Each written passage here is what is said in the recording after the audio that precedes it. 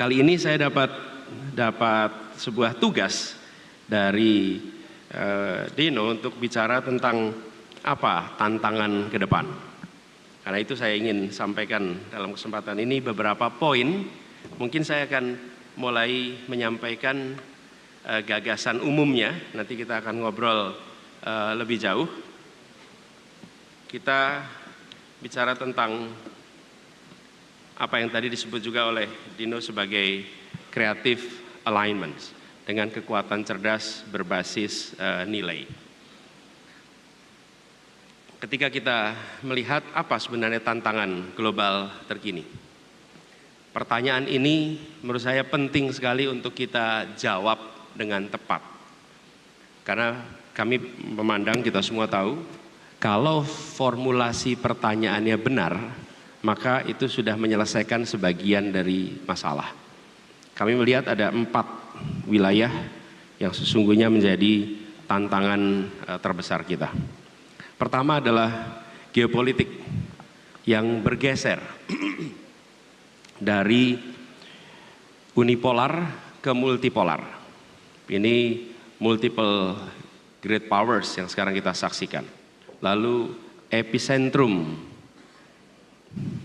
geopolitik ini beralih dari transatlantik ke Asia.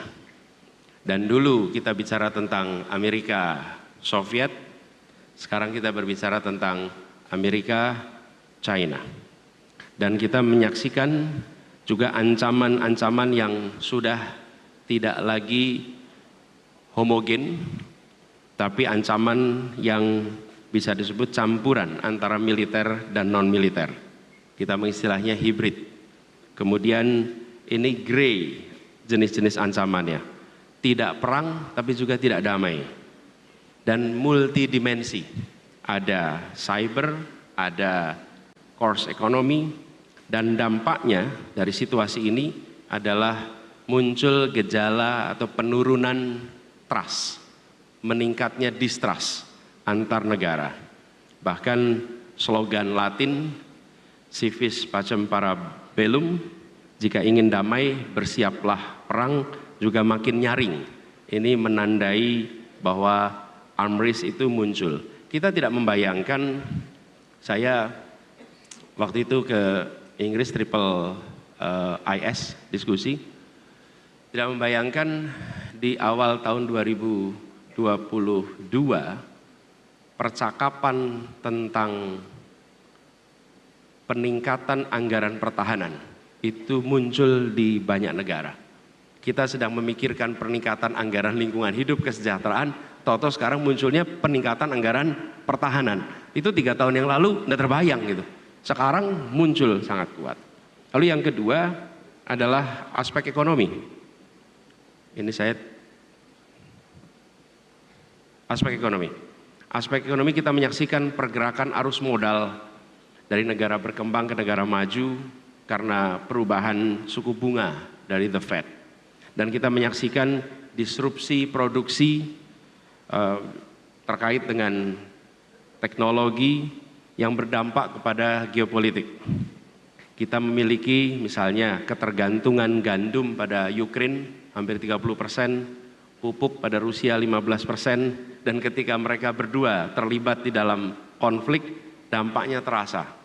Lalu rivalitas antara Barat dengan Cina yang berdampak kepada bagaimana kita mulai transisi energi bersih. Kebetulan 85% dari kapasitas pengelolaan rantai teknologi bersih ini ada di Cina. Lalu kita menyaksikan fakta-fakta ekonomi baru yang menunjukkan kompetisi sistem ekonomi global itu meningkat signifikan. Ditambah dengan adanya aging demografi, di mana orang-orang usia produktif dengan usia pasca produktif proporsinya berubah signifikan. Ini semua merupakan salah satu fenomena penting di tingkat global. Yang ketiga yang saya rasa paling mendasar dan paling berdampak adalah lingkungan hidup. Ada ketidakadilan iklim di sini. 12% penduduk dunia berada di negara maju, memproduksi lebih dari 50% emisi karbon dunia. Tapi dampak dari greenhouse gas emission itu dirasakan seluruh dunia, khususnya kepada mereka yang tidak mampu.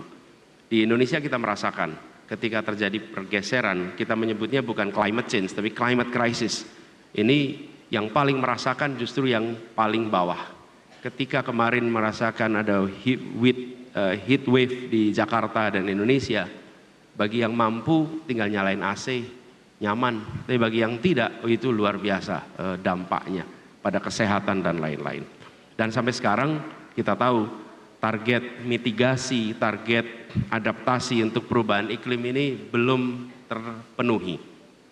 Dunia mengarahkan perubahan kenaikan suhu ini bukan lagi 1,5 derajat seperti Paris Agreement, tapi diprediksi mungkin 2,5 sampai 3 derajat. Dan itu dampaknya luar biasa. Bagi kita di Indonesia apalagi, permukaan air laut akan sangat berubah dan dampaknya di negara kepulauan seperti Indonesia akan sangat besar. Nah, yang tidak kalah penting keempat, soal demokrasi.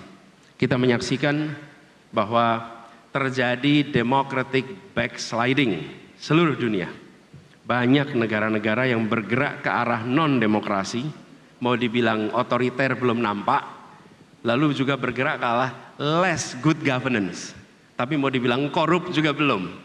Tapi jelas kita tidak lagi berada dalam track democratic consolidation, good governance, itu seperti tema yang dulu populer, hari ini menurun.